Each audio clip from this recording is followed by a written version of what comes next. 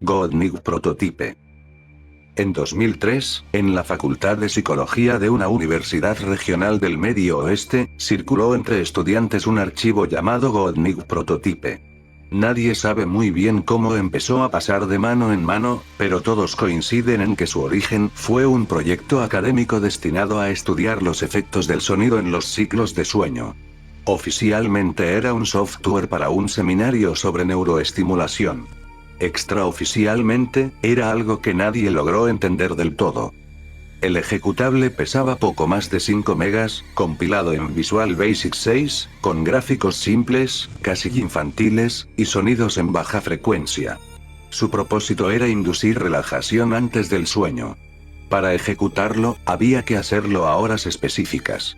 Entre la 1:30 y las 4:30 de la madrugada. Si lo abrías antes o después, mostraba un mensaje que decía simplemente, aún no es hora de dormir. La interfaz mostraba un pasillo angosto, sin final visible, iluminado con un brillo azulado que pulsaba como si respirara. Había puertas a ambos lados, pero ninguna se podía abrir. Solo podías avanzar, paso a paso, escuchando una voz distorsionada que repetía frases como no pienses, solo sigue o ya casi descansas. Todo muy monótono, casi hipnótico. Durante el semestre de primavera, varios estudiantes y un pequeño grupo de familias participaron en las pruebas del programa. El proyecto estaba registrado bajo el nombre de un estudiante de intercambio. Elias Banner, un joven sueco callado, que apenas hablaba en clase y pasaba más tiempo en el laboratorio que con otras personas. Tenía fama de genio silencioso, de esos que entienden los códigos y los sonidos mejor que a las personas.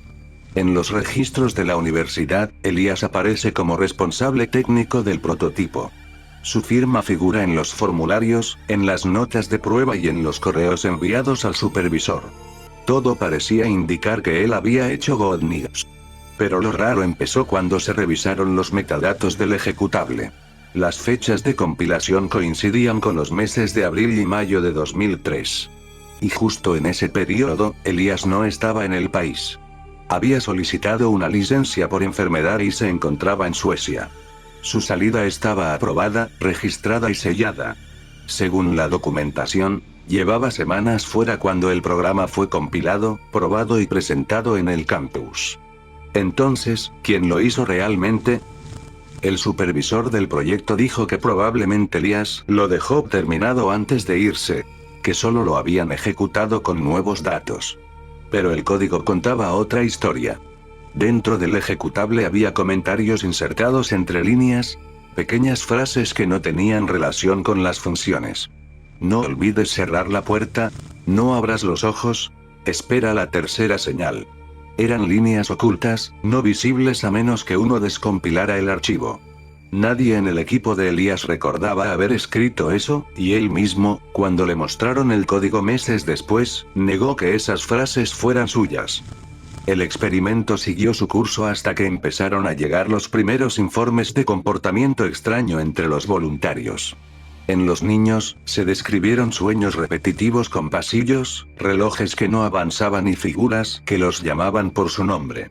Algunos padres dijeron que sus hijos se levantaban en la madrugada y encendían la computadora por sí solos, aunque el programa ya no estaba instalado.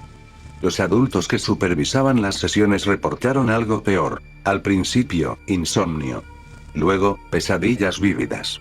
Varios aseguraron haber visto figuras paradas frente a sus camas, quietas, con un zumbido de fondo igual al que emitía el programa al cerrarse. Uno de ellos, un asistente del laboratorio, aseguró que en la tercera noche sintió que alguien respiraba detrás de él mientras el pasillo del juego seguía extendiéndose sin fin. Cuando miró el reloj, habían pasado 3 horas que él recordaba como 20 minutos.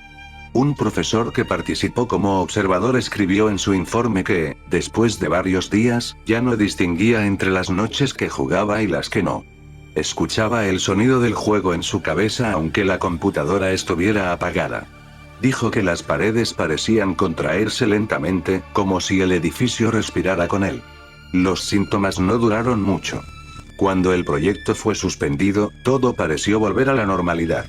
Pero el rumor quedó. que Gottlieb Prototype no era un experimento de sueño, sino algo más. En 2006, un archivo con ese nombre apareció en un servidor abandonado de la universidad. Era una copia parcial del programa, con fecha posterior a la salida de Elias. Un estudiante de informática, que lo descargó por curiosidad, notó que el menú tenía una opción nueva que no existía en el original.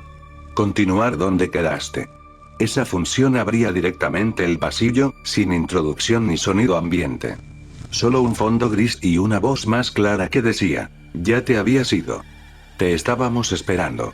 Ese estudiante, identificado solo como Marcos, aseguró haber grabado la pantalla, pero el video nunca apareció completo. Dijo que el archivo se corrompía siempre en el mismo minuto, justo cuando la cámara giraba hacia una de las puertas laterales. En ese momento, el programa se cerraba solo y el micrófono del computador se activaba sin permiso.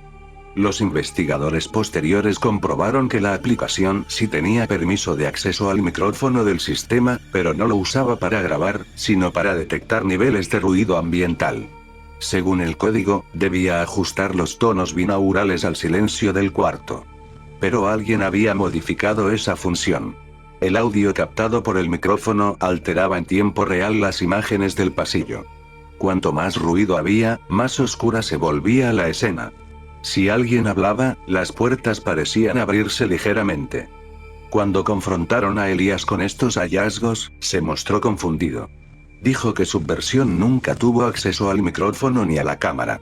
Contó que el proyecto se llamaba originalmente Sleekpipe, no Gottlieb, y que lo abandonó por completo antes de viajar a su país. Incluso mostró los archivos originales. Eran distintos. En ellos no había pasillos, ni voces, ni puertas. Solo un fondo azul y un temporizador que reproducía sonidos calmantes. Así que, de algún modo, Gottlieb Prototype nació de una modificación de su trabajo.